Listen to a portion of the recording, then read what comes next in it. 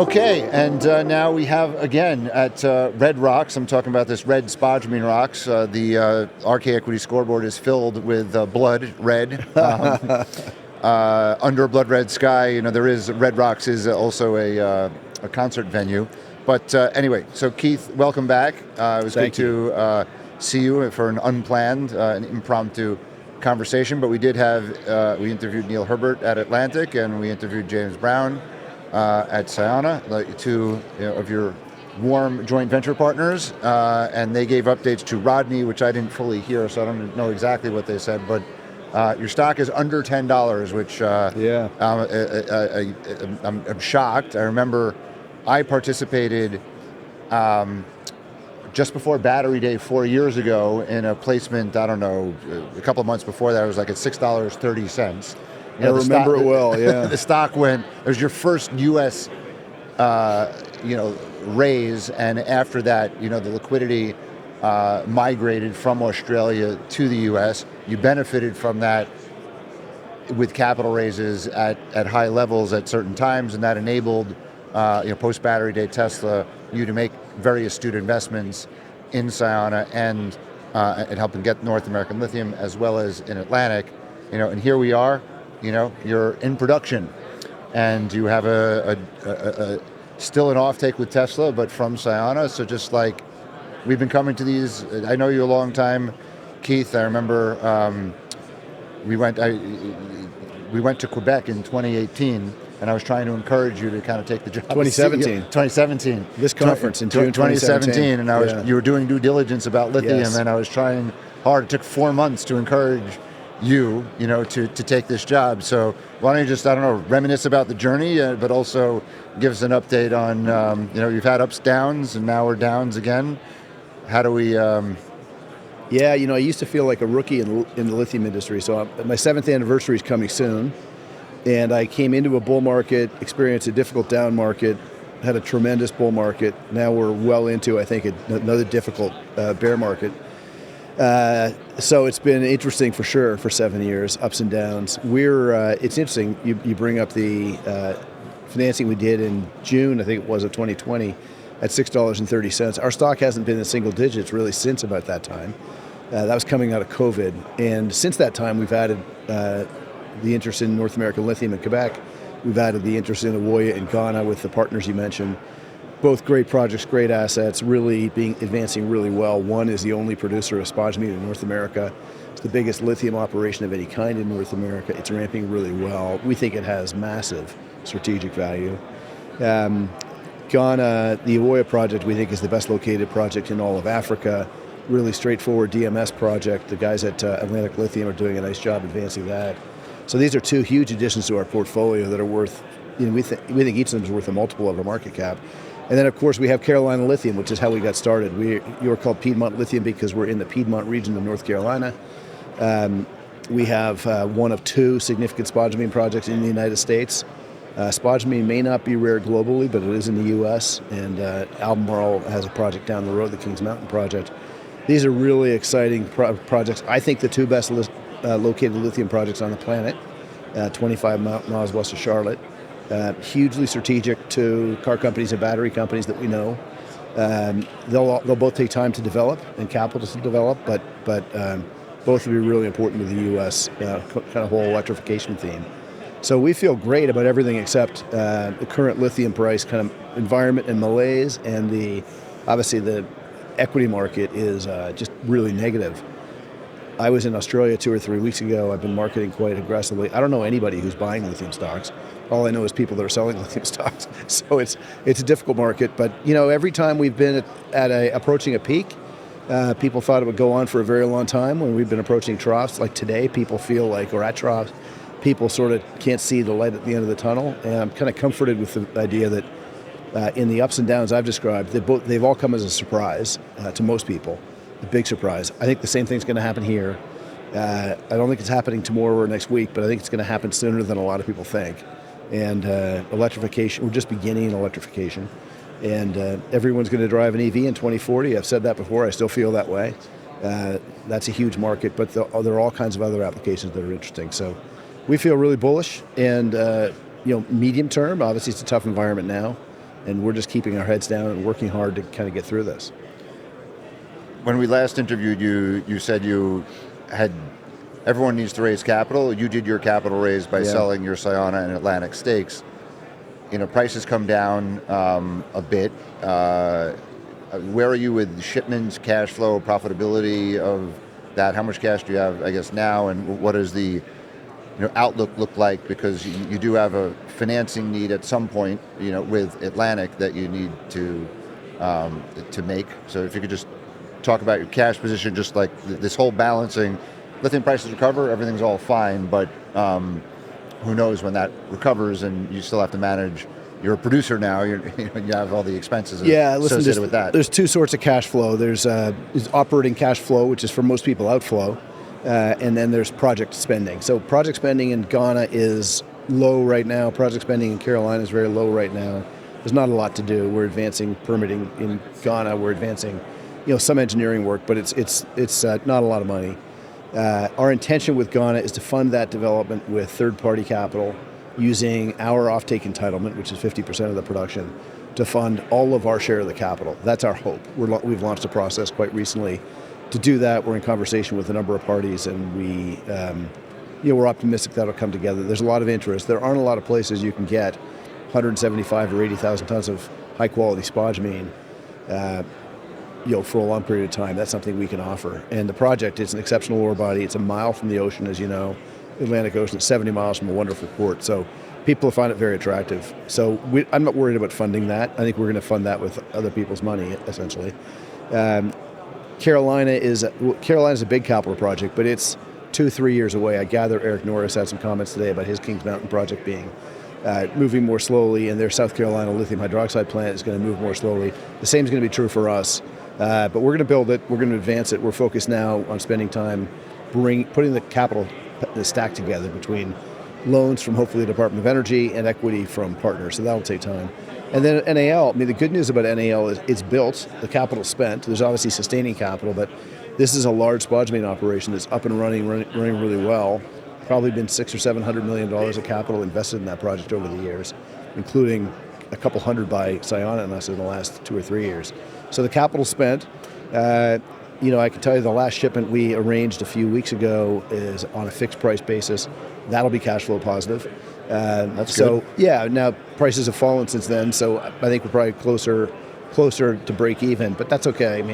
We're confident we'll one day make an awful lot of money on those shipments. Obviously, when I say those shipments are ours that we buy under our offtake agreement with Sayona, so we're paying market price for the material subject to a floor and a ceiling, and then reselling that material. And the ceiling's $900, so all things being equal, if the spodumene price is above $900, we make money on those shipments.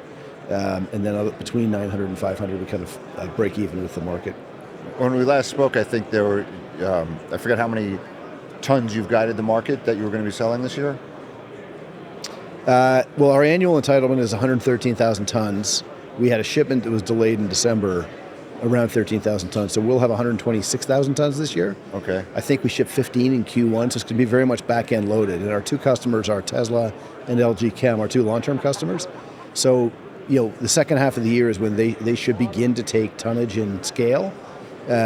Otherwise, we've been selling into the spot market, which is the most challenging places to sell. The spot market is, A, it's volatile, but B, it's in a difficult market, it's just the most difficult place to sell because you're here with the shipment you need to ship, and the buyers can kind of take advantage of you. With the longer term agreements we have with our customers, the pricing is more balanced, I think, through the cycle, and it kind of works better. So in the second half of this year, so you just announced, you just said you did another shipment, but the cadence of the shipments are going to increase over the course of the next number of months. Spodumene price has been dipping down. Who knows what will happen, a month from now, 4 months from now.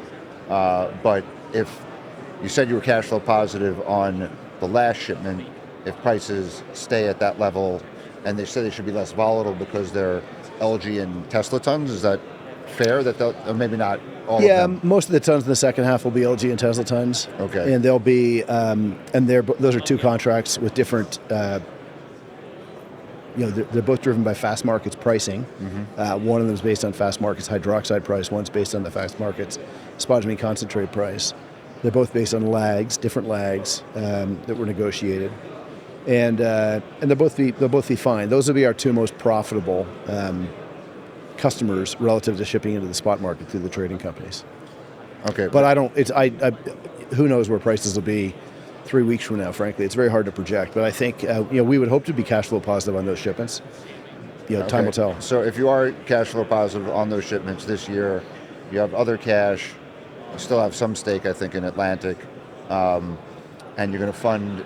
You don't have a lot of capex in all of the other activities you mentioned, and you're going to fund. Awoya with other people's money. So Atlantic's process, I think, was relatively buoyant. Again, Rodney interviewed them. I didn't hear, but in my conversations with them, there was a lot of interest. But there was China interest and non-China interest. And what's your? I guess you just said you started a process, but you've been talking to strategics about Carolina and other places for a long time. How do you assess the dynamic for the Ghana process? Yeah, listen, we're just getting started.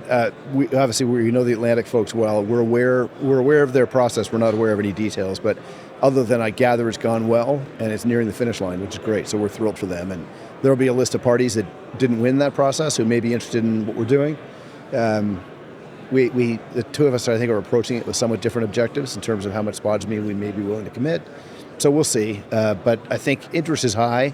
We had a meeting this morning with a big, Asian group who we were talking to them about Carolina, and they expressed great interest in Awoya, which was a surprise in offtake. So it was a group that wasn't really on our top tier list. So I think there's interest broadly. There aren't, good news, bad news. We're in a very difficult market environment.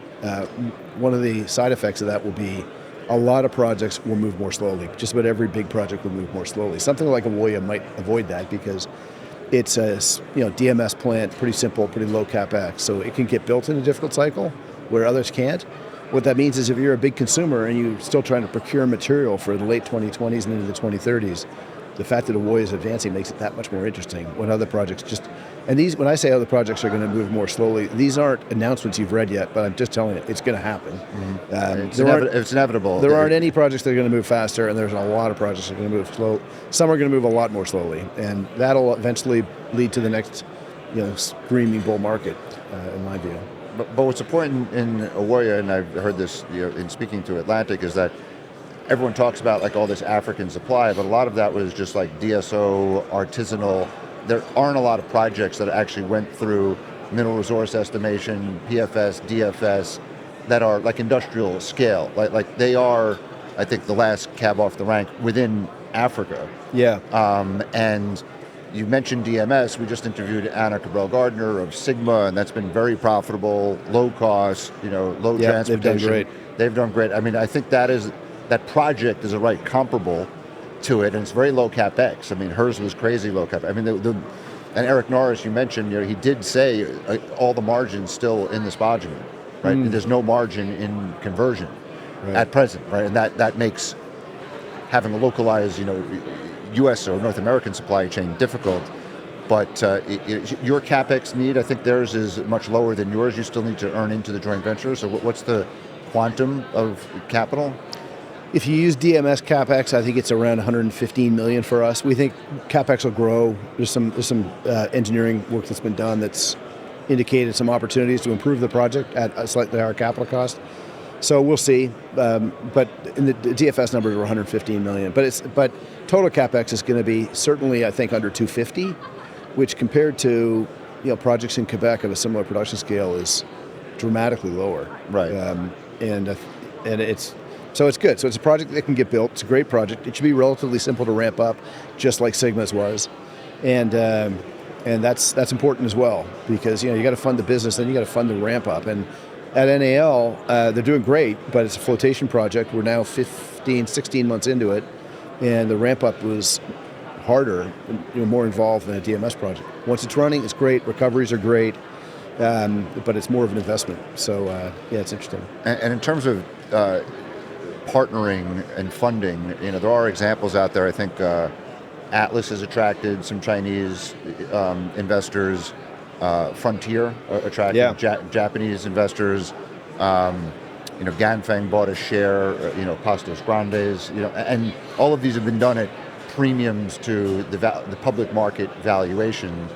And I guess Atlantic had a smaller need, so they're offering of tonnage. You said you might be willing to offer maybe longer. They're just benchmarks out there for quantum of capital for amount of product that you can sell. So, yeah, I mean, in my mind, there should be no problem for you to be able to fund all of that with a partner. But do you have any preference, or prepay, or a loan, or any other? We'll see. I mean, I think of prepays and loans as very similar. You're creating a liability. You have to deliver material. If you don't, you have to pay the money back somehow. So, that's the structure we'll be looking at. We want to do something non-dilutive. So we're not looking to sell our interest. We're not looking to sell part of our interest. We're looking to advance that project. We think it's a great ore body, a great project, and a great underpinning for our business longer term. So we're looking for essentially debt funding. And the best source of debt funding for a project like that is debt associated with offtake. So somebody lending you money on some basis. And we're hopeful. And we're hopeful we'll get all the money that we need that way. Okay, well, look, Ghana's a very mature jurisdiction for gold. It is the top 3 in the Fraser Institute in Africa, as we always say. So there's another... No, it's a big mining country. Manganese, bauxite. We were on the road from the mine site to Takoradi Port, 70 miles, and there's a lot of activity there. So it's very proven. We like it there a lot. We're very comfortable there. Okay, so relative to other companies who may be more cash-strapped sooner, there doesn't seem to be any real cash concern. I mean, in my observation, again, I don't know. Again, we don't know where lithium price goes, and and whether or not your tons will be profitable. And if they're not profitable, are you burning cash, I guess, on the North American lithium operations? It all depends on the price. And we certainly had shipments in February, March where they were cash negative, but not big dollars. And then there's a JV itself, and maybe it needs cash injections here and there. But fundamentally, we feel good about it. We're in a strong position now. We last announced a cash position in February, I guess it was in May, $71 million at the end of March. And with the contract work we've been doing, our cash right now is strong. We expect to announce a strong number at the end of June. Okay. And we keep looking at, you mentioned non-core assets. We do own some stock in Atlantic Lithium. We have a couple other things we may look to monetize that are just not as important to us as they were before. Right. But we feel in pretty good shape. Okay. Well, thank you very much for the update, Keith. As always, thanks pleasure to talk to you and Yeah. Reminisce a little bit about 7-year anniversary Coming at up. this conference. Okay. Thanks.